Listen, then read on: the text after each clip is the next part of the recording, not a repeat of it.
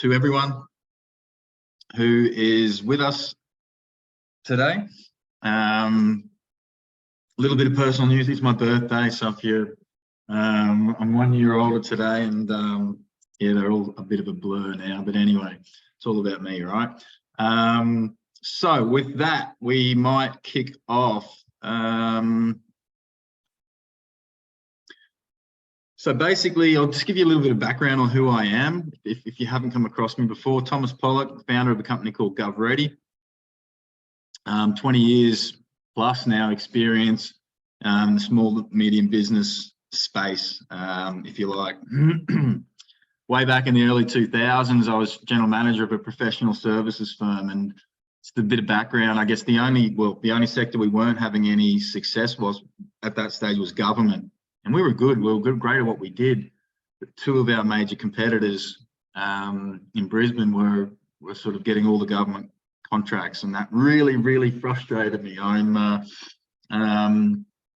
half Irish, so it really got to me, and I wanted to figure out what was going on there. So I got the go ahead from my boss then to basically target government revenue, target the government sector. And honestly, probably spent 4 to 4.5 years, crickets, tumbleweeds, thanks, come again, you know, not having any luck with government. But what was happening at that time was my government network was growing. And any meeting I got with the government, what I call DM, or a decision maker or a decision influencer, I'd be trying to grill them on what they look for in their small business partners, and how they want small business to engage, and basically eventually started piecing together the puzzle that was government, or that is government. And then we started winning some contracts, some small contracts to start with, and then some larger ones, until after about 18 months, government was about 30% of our revenue. And that's where we stopped. And that was really at the recommendation of a lot of my government network, who was saying, great, it's great that you're working with different departments and whatnot, and you're writing invoices to government, but government can turn the tap off really quickly. And many businesses have been built around government, have failed, basically failed very quickly when there's a change of government, change of policy, etc. So that was great. That was awesome. Progressed through. Few people do actually know this now, but I always wanted to be a writer, an author, since I was about 4 or 5 years old. The Hobbit got me going into that, and got to the stage where I was early 40s. I wanted to start to sort of tick off the bucket list, and I got to the stage where I wanted to write a book. Now I had to figure out what I was going to write about. So that was a process in itself, but I love small business, but I love local communities. I didn't really understand the value of local communities until we had 3 kids, 3 boys. And then, that saying, it takes a village to raise a tribe or whatever, absolutely made sense. So I decided I wanted to write a book which would help local communities. And I'm going to assume that most businesses here today are small or medium-sized businesses. And whether you know it or not, 44 cents in every dollar that you make stays in your local community. So what I wanted to do was help local community.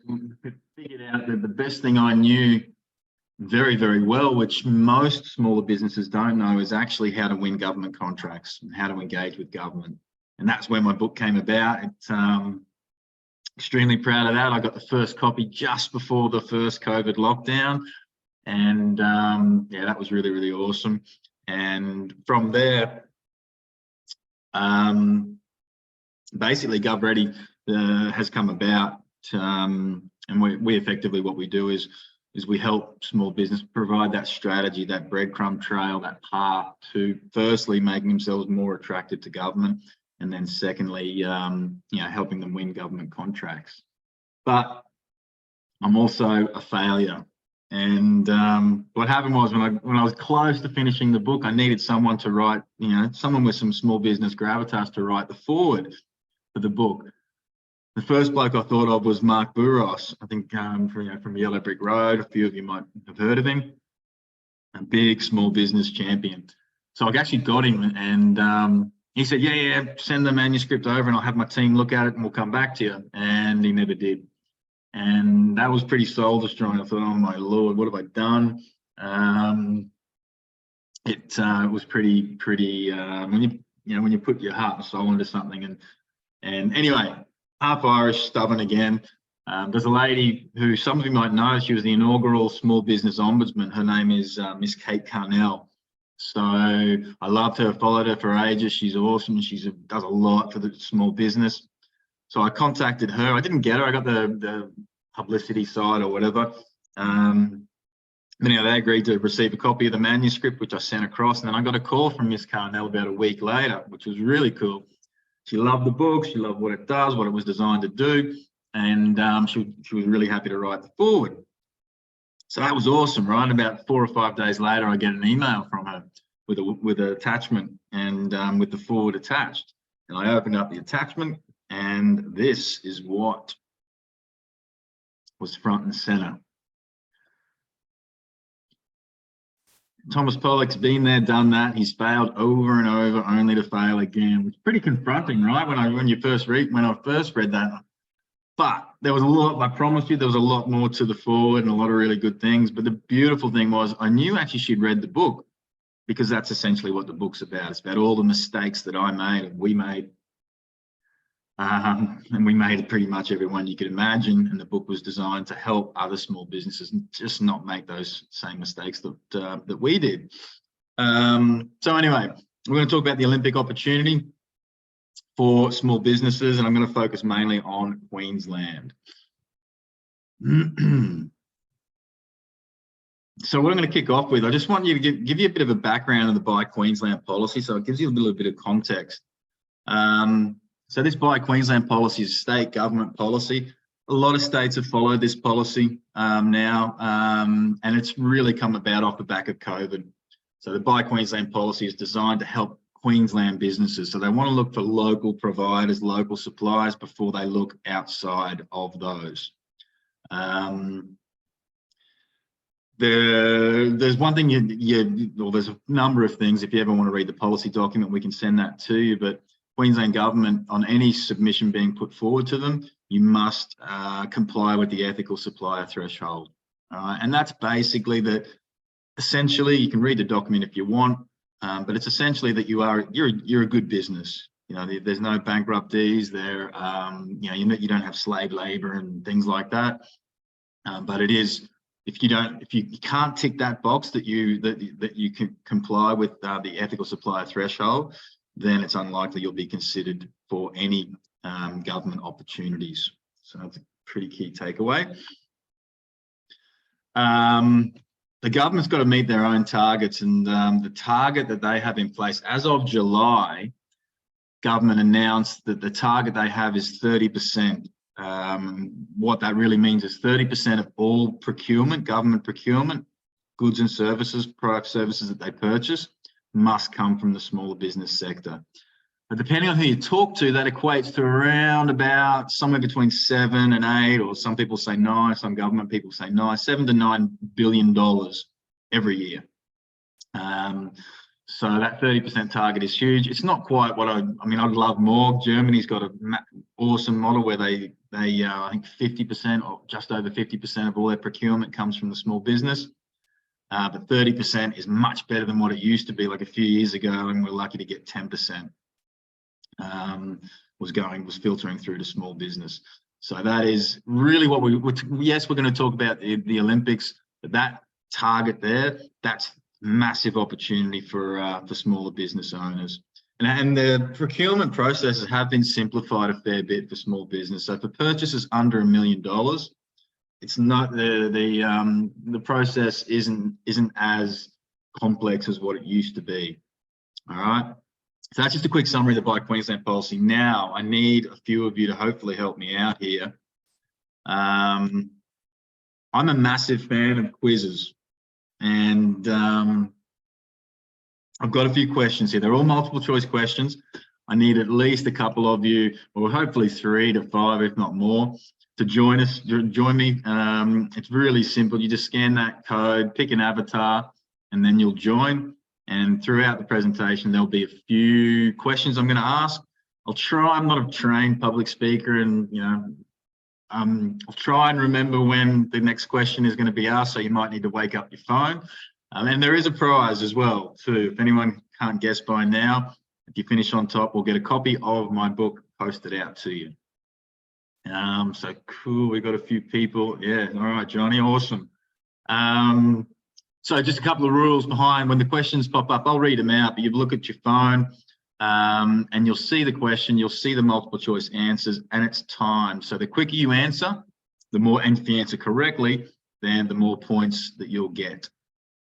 All right, we got, I think, 4 or 5 there, so hopefully, awesome, thanks, Lynn. Just leave it there for maybe 20 more seconds if there's any latecomers, or 10 seconds actually.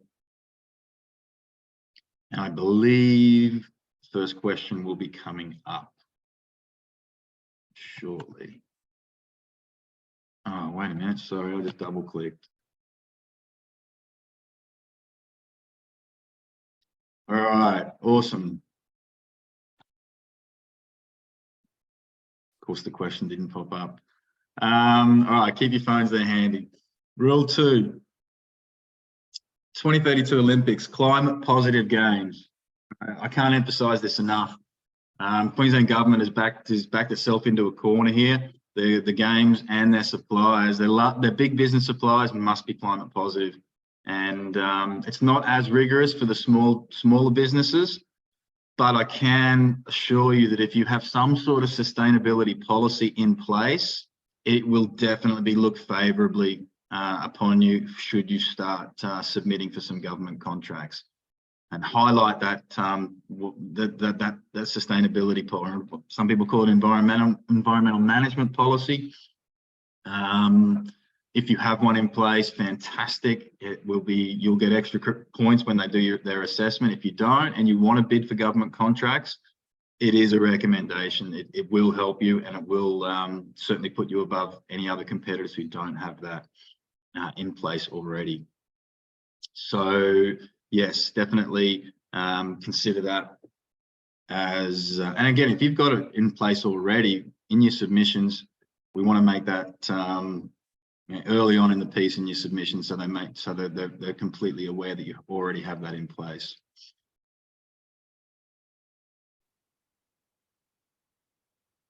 I've got a problem here, I think. I believe my platform is playing up on me, but anyway, we'll see. Rule 3. If you have the desire that you are, and I can't get a raise of hands, not like a face-to-face event, but I imagine we've got a mix of people here. Usually at these presentations I do, where it's a combination of people who have tried to bid for government before but been unsuccessful, or people that are unaware of the government opportunity and just want to find out more, and others that are actually in the early stages. They have the desire, they just don't know where to go or don't have that understanding. If you've got the desire, start now.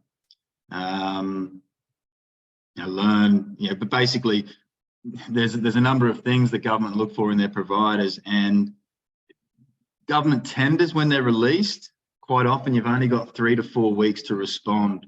So what we recommend a lot of our clients do is start with, there's a number of things that government, it's pretty standard across the board when they're looking for partners via tender, that you need to have in place. Things like capability statements and policies and insurance and things like that.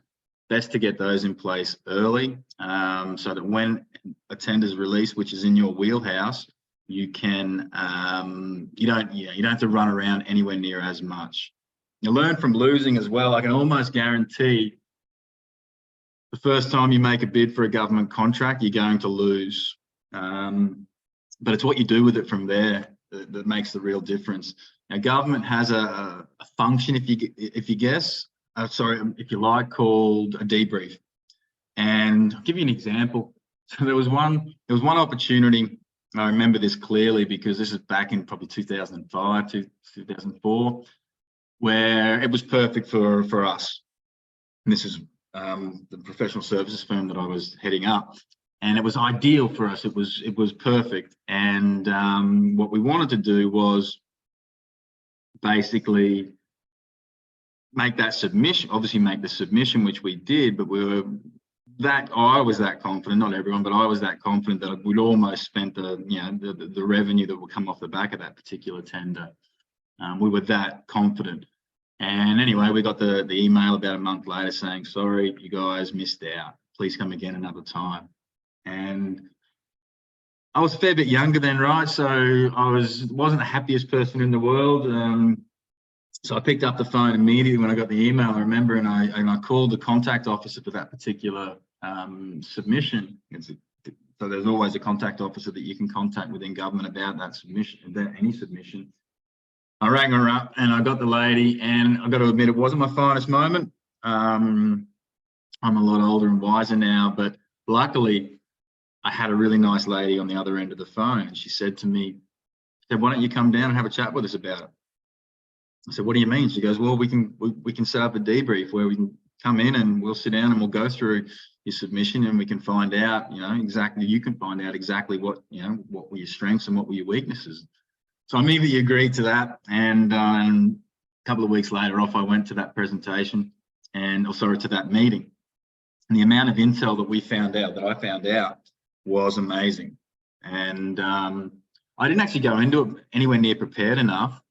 And I've been to many others since, and I'm much more prepared. But the debriefs allow you to really get some good insight as to what, where your weak areas are, but also where your strong points are. Government don't usually promote the debrief, so you will quite often need to ask for it, and you might need to ask for it multiple times sometimes. But you will, when you get to that debrief, I'll actually some advice behind the debrief. Send them an email once the meeting's scheduled. 2 weeks out from the meeting, send them an email with a list of questions that you have. And those questions, there's a number of questions which we recommend our clients ask, but if you don't do that, quite often you're only going to meet with a low level, maybe a project officer or procurement officer, and quite often they'll just default back to price, which some of you might have experienced. But by sending them that list of questions prior, they won't know the answers to it, but it forces them to go up the chain, forces them to move up and get the answers to those questions, so that when you do meet with them, then you've got a lot more, you're going to get a lot more relevant information and intel as to what you need to do for your next submission. So what you'll find there, your next, second, third submissions will be far, far better than your first, because you have attended those debriefs and you've got that intel. Preparation as well as partnerships. Big business do partnerships so well. Small business, we do it terribly. Not everyone, but the majority. So I don't know how many millions of dollars worth of contracts we missed out on because in the early days, because we'd look at an opportunity and we might only fit 50% of the 50% of the brief, or we can only solve half the problem.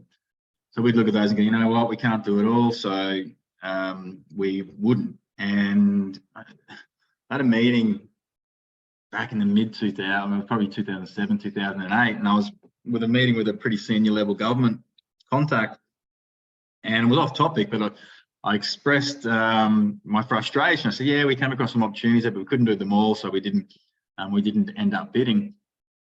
And so it's that look you get when you say something a bit stupid, wanting that they, that strange look you can get from talking to you when you say something stupid. I got that look, and I was enlightened into the world of partnerships and what government called cooperative bids. There's different terms depending on who you talk to, but cooperative bids is basically when 2, 3, 4, 5 small businesses come together to present one total solution to government. All right, and they are extremely powerful. They're as powerful, in the private sector, but when they come to government love cooperative bids from small businesses, because they know if this cooperative bid is awarded a contract, then there could be 3, 4, 5 different local communities which are going to benefit directly off the back of that particular contract. So Partnerships strong. If you don't have partnerships in place, and the best way to summarize good partners are businesses that don't compete but complement your business. They're the ideal partners. And you don't have to have anything formal in place, but if there's some good businesses that complement but don't compete, just have a chat with them and say, look, we're looking at moving in and diversifying into government revenue streams. Would you be open to potentially a partnership when and if opportunities come about? And but again, as powerful in the private sector, you don't have to wait for an opportunity to come up with government. You can use those partnerships in the private sector immediately. So definitely consider that partnership. Again, big business, they nail this. The last one for this preparation is CSR. If you're not too sure what that acronym is, it's corporate social responsibility. So it's basically how your business gives back. And this is really becoming more and more attractive to government and big business as well. They're looking for partners who have and are seen and are actively giving back to the community, or giving back to the environment, or giving back to, big one is the United Nations SDGs, the Sustainability Development Goals. So that CSR is certainly something which I would implore you, if you want to look into government or targeting government and big business, that CSR is something you really need to look at. And a really good place to start with CSR is an organization called B1G1. So if you're interested, check them out. They help small businesses get a really good CSR policy together very, very cost effectively. Okay, looks like the quiz has died on me, unfortunately, which is disappointing because I love quizzes. But anyway, moving on. That is really strange. Sorry, this is really embarrassing. It's not happened before.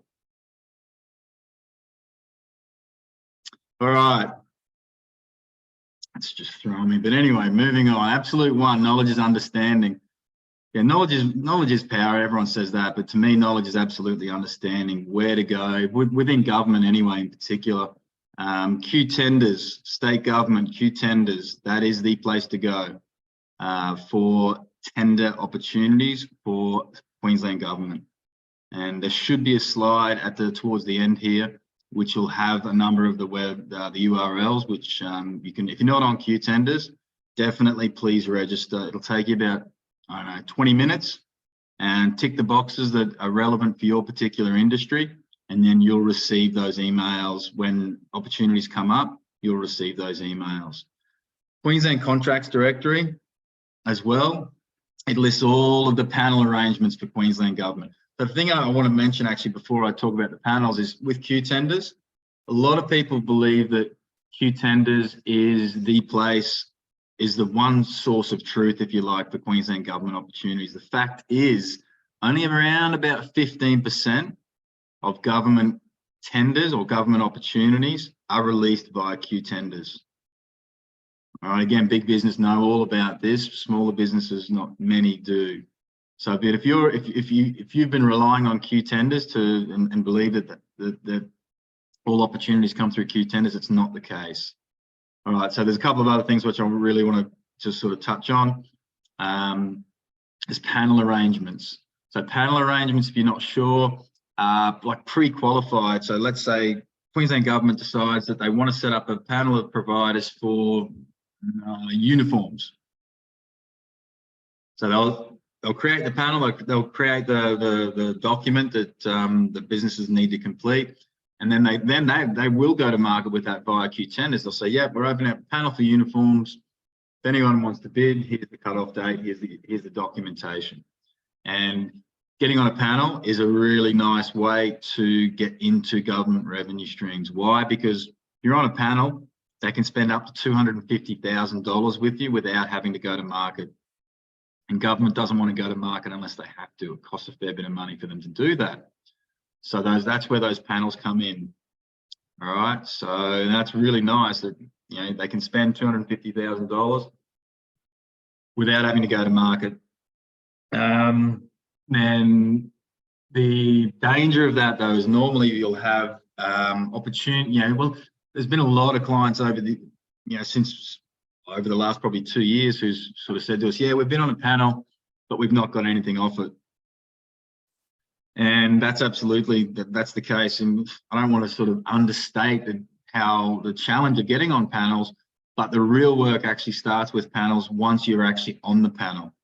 Because you're still only one of about 400,000 businesses in Queensland who are trying to get in government's face. So it's what you do with that panel and how you engage with different government decision makers. They need to know you exist.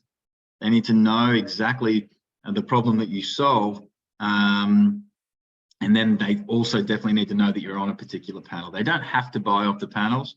It is just much a simpler situation, or simpler process for them. With the feds, it is your OS tenders. So again, we've got the URL coming up shortly.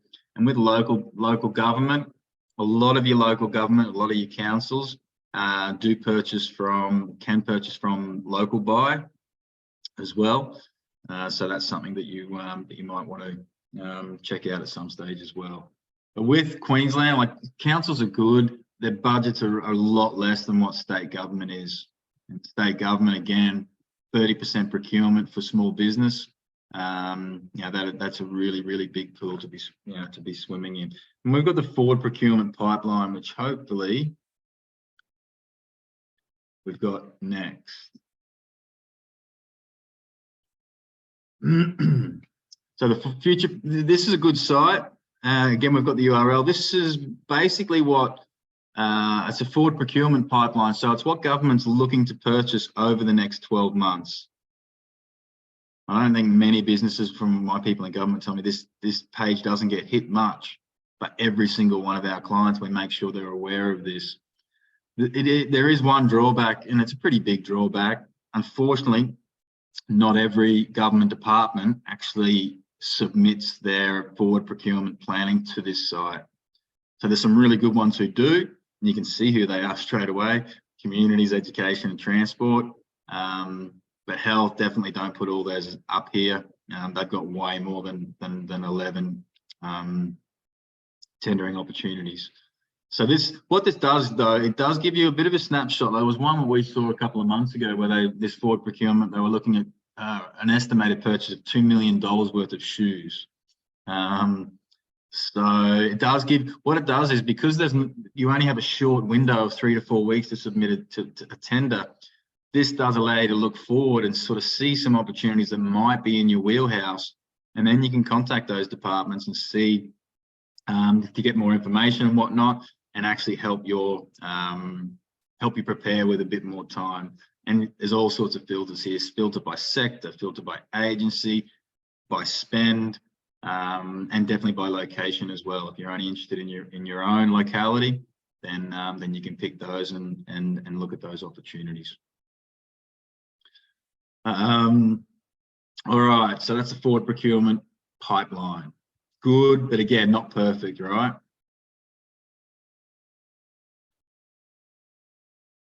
So your website, I can promise you this: if government or big business, but if they're looking at a new supplier, they're always going to go to your website, without a doubt. And there's a number of things they're going to be looking for. We don't have the time to go through it all today, but I'm going to give you hopefully a couple of key ones. What problem does your business solve? And we're not talking here about, we deliver the best widgets, or, our customer service is fantastic, because everyone says that. When government and big business decision makers land at your page and they're considering you as a potential supplier, they're going to want to know front and center what is the ultimate problem you solve. And I'll give you an example to get you thinking, because this is not actually an easy exercise to boil down exactly the problem you solve into one succinct, as short as possible sentence. But the example I'll give you is Wemo. One word: capital W, little e, capital M-O-W, Wemo. Now, the problem they solve is we give people back their weekends. Right? They mow lawns. But that's their problem statement. We give people back their weekends. And I'm a father of 3, and my weekends are spent shipping kids around to different events and sport and whatnot. So that's an awesome problem. I know straight away with the problem they solve for me. Your website needs to reflect that as well, front and center. Not many websites have this. A lot of big business does, again, but not many small business. The other example I'll give you, I was in Brisbane City the other day, and this truck pulled up in front of me. And some of you might know that company, ShredX, right? They shred company documents. They travel, through from business to business, get their confidential documents and shred them. Now, the problem that they had on the side of their truck was, and I love this one too, was, what was it exactly? It was, we make sure your business is nobody else's business. So have a think about that. We recommend a lot of our clients will sort of sit down for a couple of hours and maybe have a bottle of wine or a couple of drinks with a few key people in the business and just roundtable and spitball exactly what that problem statement is. It's not actually an easy task, but it's a really, really worthwhile one. And when you land on it, and you'll know when you land on it straight away, your eyes will light up and it'll be like, yep, that's it. And definitely have that in some really good real estate at the top of your landing page. Almost goes without saying, clean, simple, easy to navigate. Use the KISS methodology. Keep it simple, nothing too complicated. Government love to see businesses which are similarly aligned with government values or government objectives as well. And give you an example. This is only one example, but it's a very basic one. But security or a privacy policy. Government's looking at partnering with businesses with similar values to themselves. One small one, is that policy. You want to have, that in the very bare minimum, have that in place. But there's a number of other policies which government look for in their partners as well. So if you can, just, a lot of you will probably already have this in place anyway, but if not, definitely consider it. And CSR, if you have anything to do with CSR, and again, your sustainability, let's get that on the front page. Many businesses tuck this away. I don't know why. They tuck their CSR away onto an obscure page and their sustainability into an obscure page. I would recommend you go, we would definitely recommend that gets on your front page, because we want these decision makers to stick when they hit your front page, and it's going to be much more likely they'll then progress through and look at the rest of your site. Good idea, every 12 months, just have an independent third party of someone who's really good with website design and whatnot, just have them cast their eyes over your site. We've got a really good business that does that for our clients as well. So if you want to reach out, and we can get them to have a chat with you. Okay, how are we going for time?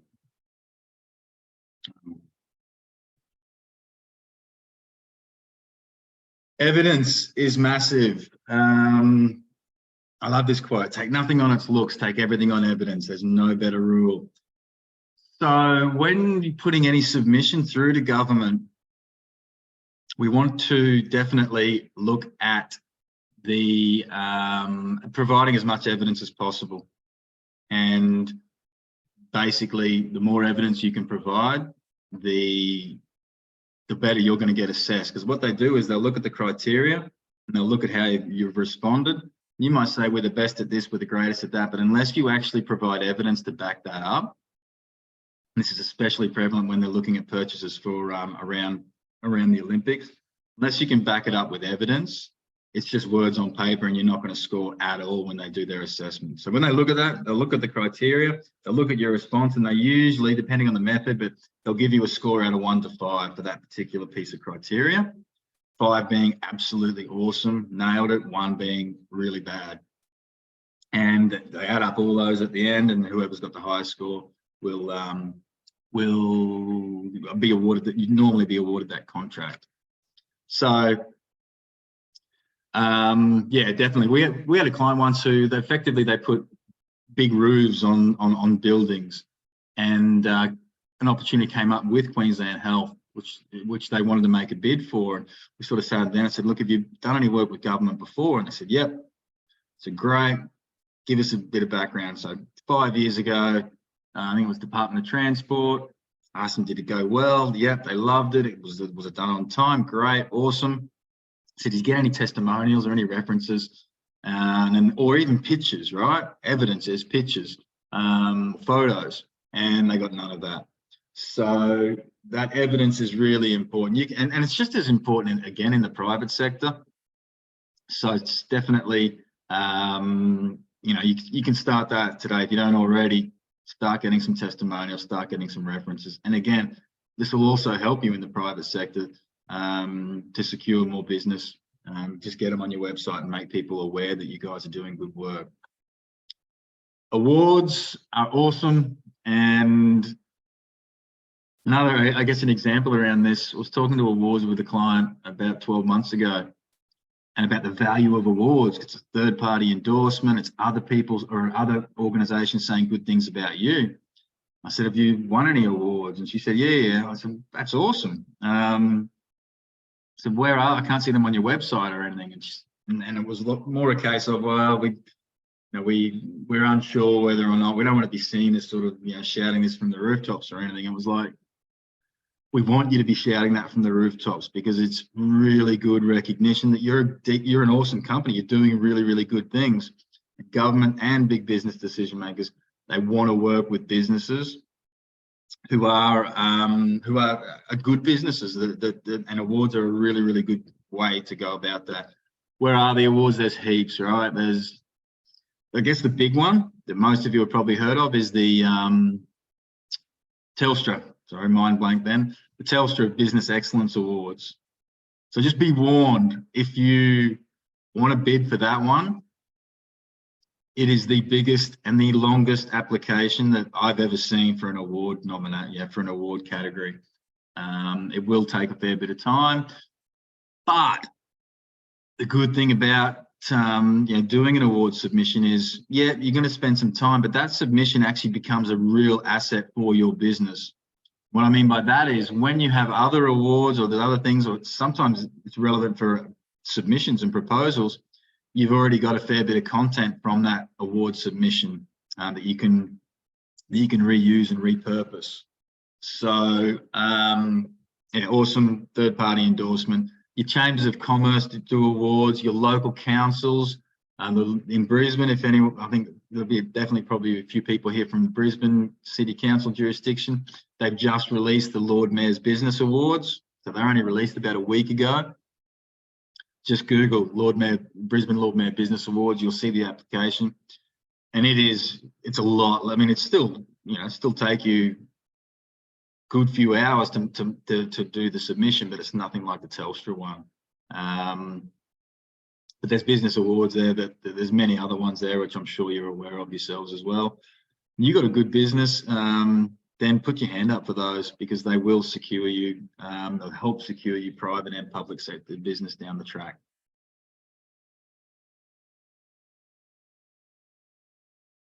All right. As I said earlier, 15%, only 15% of government ops are released via Q tenders, which is, there's 85%, which most businesses are missing if they're just relying on Q tenders. So panel arrangements, as I said, are great, and business as usual. Actually, I don't think I've covered off BAU. So BAU is business as usual. So that varies from state to state, but for Queensland government, it's less than $10,000. So if you have a product or a service which is less than $10,000, government can purchase it straight away. It's less than petty cash to them. So it is a real low-hanging fruit. When we were targeting government directly back in the 2000s and, well, right up until sort of 2018, 2019, BAU was almost half of the business that we secured from government. And really cool, most of it came on credit cards, so that was awesome for cash flow, which small business loves. And at BAU is low-hanging fruit. And it's not. It's also the BAU is what big business sort of neglect. They're not really that interested in those under $10,000 purchases, but small businesses, many of them, can definitely service and fulfill those contracts. But again, you're only one of 350, 400,000 small businesses. A lot of people believe that the BAU goes to, jobs for the boys and whatnot. That's not the case anymore. Yes, back in the 80s and 90s it was, but probity and governance now is too tight. But I can tell you that BAU business is going to those businesses who have made themselves known to government decision makers. And those DMs, they understand the problem that your business solves, so that when they need that problem solved, they can reach out and contact you and say, hey, we got a purchase order, we need this tomorrow. Network where possible. Government put on a lot of networking events as well. Some of them you'll walk away with, and I've done this. You'll walk away saying that's 2 hours of my life that I'll never get back. Other ones you'll walk away from going, that was awesome. I met some really good decision makers. I understand there's some opportunities coming up which we might be able to bid for. And just the other attendees as well, or other small businesses like yourself, there's really good partnership opportunities there, because the other businesses that are there at these government events, they're there for a reason, right? They're looking to work with government in some way, shape or form. So you automatically have an alignment there. There could be some really good potential partners there. 3% rule, if you take nothing more away from this event, please understand this. The government unofficially works on a 3% rule when they're from their purchasing. So they only need your product or service 3% of the time. The problem they've got though is that businesses are trying to sell to these decision makers 100% of the time. And what that's happened, what that's evolved to is just white noise. And I get this every meeting I have with my guys in government, is as soon as you're seen as a hard seller, or you're giving your 3 minutes with them and you're just trying to pitch, you're throwing in the basket with everyone else. Just another one who's trying to get into, trying to get government. Key is not to sell to decision makers. And there is a process behind it, which is what we outline for our clients, is building trust with these decision makers. So you're building little incremental pieces of trust by not selling, adding value but not selling, until they're actually in or near that 3% buying zone, which is when they need your product or services, which is when they can contact you and say, hey, perhaps we can have a chat about this. We think you might be able to help us out. So there's a lot more to the 3%, but that summarizes it for you.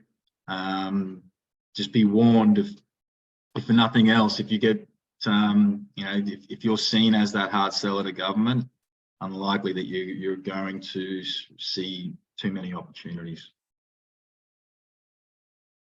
Okay, we got, then it'll speed it up.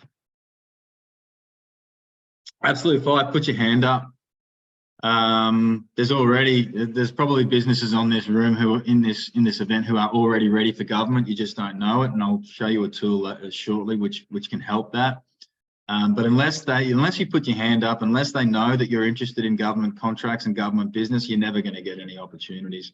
Highly unlikely they're going to find you out of the blue.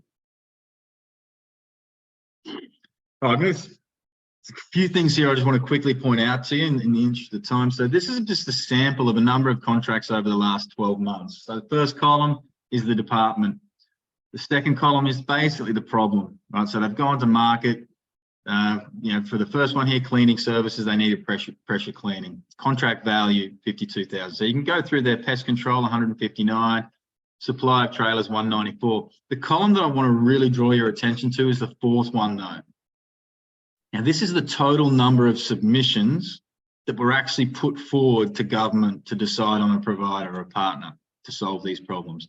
So you got 2 companies who bid for that pressure cleaning contract. I don't know how many businesses there are, cleaning companies there are in Queensland, but there's only 2 of them that decided this was actually going to be worth them putting a submission forward for. Pest control, $159,000 contract, 5 submissions. It went to 4 businesses. There was only 1 bid for supplying trailers to TMR. didn't really have much choice. They went with Belco. This one though, the Queensland Law Society, right? So second from the bottom, new microsite. I looked at this one, did my head in, so I had to look into this further. It's basically a website, and not a really complex one, pretty basic. Look at the fifth column. The business that won this was Create Studios, New South Wales.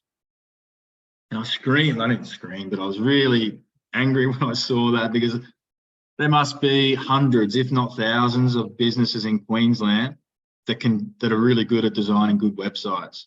And not one of them was aware, understood, could be bothered, I don't know, but not one of them decided to put a submission here for a piece of business worth $26,000. So what did they do? They went with one business that did submit, which was from New South Wales. So that's something that, again, hopefully a key takeaway for you.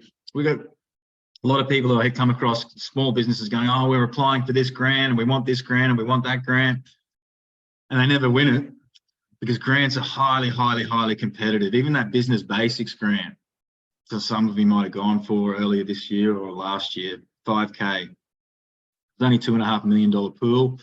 You do the math, not many businesses actually got it. Thousands missed out. And there was so much vitriol and anger around, that missed out. I had to get my JP I had to get signed by a JP. I had to run around to the account. I had to spend a day or two on preparing for a $5,000 opportunity. Right here in front of you, this is just a sample. There's many, many more opportunities released every day by Queensland government. And problem they have is there's not enough smaller businesses actually putting their hand up and saying they're ready. So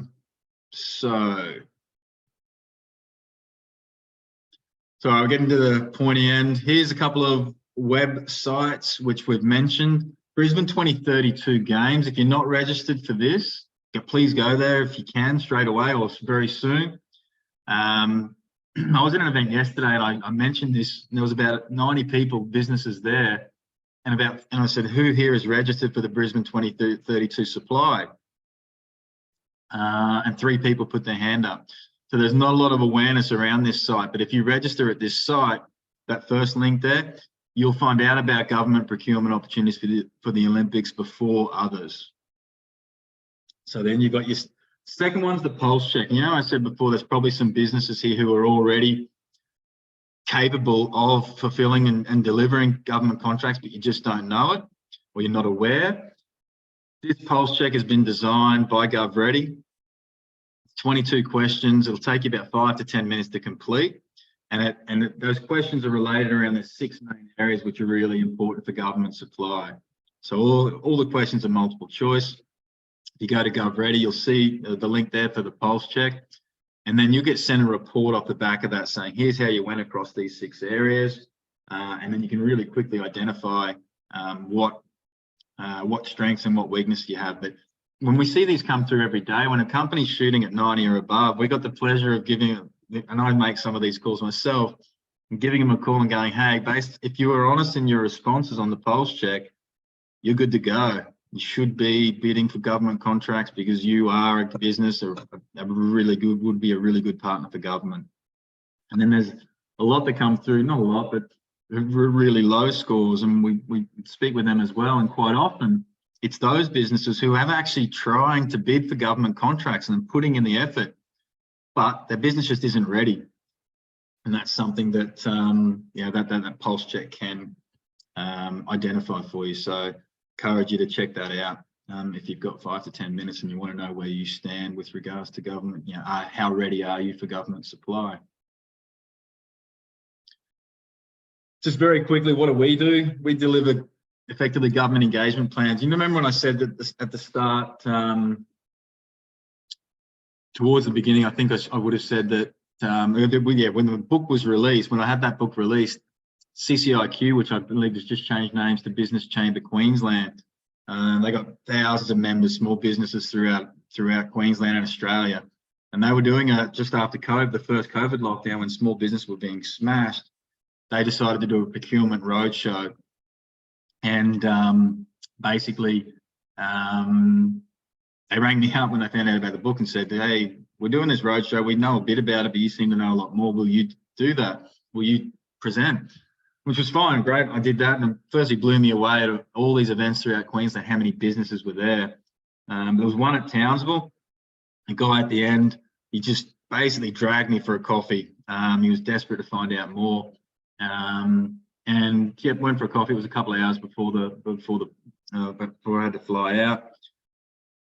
During that conversation, I went into more detail with exactly how we did what we did with government and about the whole readiness piece and the whole engagement side. There's two main pieces there. And he stopped me there and he's going, I want that. And I said, what do you mean? He goes, I want what you just described, but I want it for our business. I want that government engagement plan or that strategy. And I wasn't expecting that question. He goes, how long and how much? And I said, roughly this long, and did the math in my head. I said, this is what it'll cost. And he just said, make it happen. And then I had to go off. It's amazing how small businesses pivot. That was essentially where GovReady was born. So I went off and produced what was now known as the first government engagement plan, which I look back at now and go, oh my God, I can't believe we. But I had to do the handover, which I was a bit nervous about because there's nothing like the government engagement plan around. So I went to the handover and went through it all with him, and he stopped me halfway through and he goes, Tom, this is going to transform the business. We've got a much, we now know what we need to be an attractive partner, to be considered for government work. We know where to go. We know how to find decision makers and how to engage with these decision makers and use that 3% rule to build trust. And that's really where GovReady was born. And that's pretty much all we do now is we design custom government engagement plans for only small to medium businesses. All right. On time, great. I don't know if any questions have come through, but there's some contact details for us. If you have any questions, then I don't know if there are any in the chat. There isn't, but I'll put a link to a contact page for this event. So if people want to contact us directly, they can just follow that link and we'll be in touch with them. But that one's just come in. It says, do you have the business as usual website, or is it part of the larger sites? Oh, so I posted, Thomas, the links that you put up earlier in the thing, and Sarah's just asked about BAU opportunities. Yep, yeah, BAU opportunities, they're not advertised. BAU come about when that engagement piece I was talking about, which is a big part of the GEPs, the engagement plans. That engagement piece is about how to locate decision makers for your particular industry sector, and how to basically introduce the business to them so they're aware of the problem you do and they're aware of the problem that you solve for them.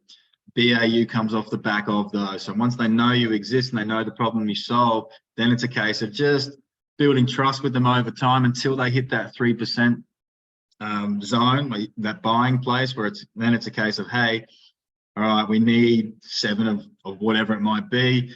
If it comes in, or the quote comes in under $10,000, then they don't have to go anywhere else. They can just go, they go with those providers that they know and trust. So no, there's no site for BAU, because it is for government, $10,000 or less purchase is literally less than petty cash. I hope that answers your question. I know probably not the answer maybe that you wanted, but that's the process for government and BAU. Unless there's any other questions, big apology. I don't know what this platform is, for the first time ever, has let me down. I was looking forward to the quiz and getting you guys involved. Wasn't to be today, but look, I do thank you. I know most small businesses to give us an hour of your time. You guys are all busy and you're wearing many different hats. So thank you so much for joining us today. I hope there's been some at least 1 or 2 takeaways for you, which are going to help. And yeah, if you want to have a chat with us, talk to us about the government journey, or possibly you employing a more, getting that government strategy for your business itself, then feel free to reach out and contact us at any time. And with that, I think we might wrap it up. So thanks again for joining us, and you guys have an awesome day, and yeah, hopefully we'll hear from you at some stage soon. Thank you.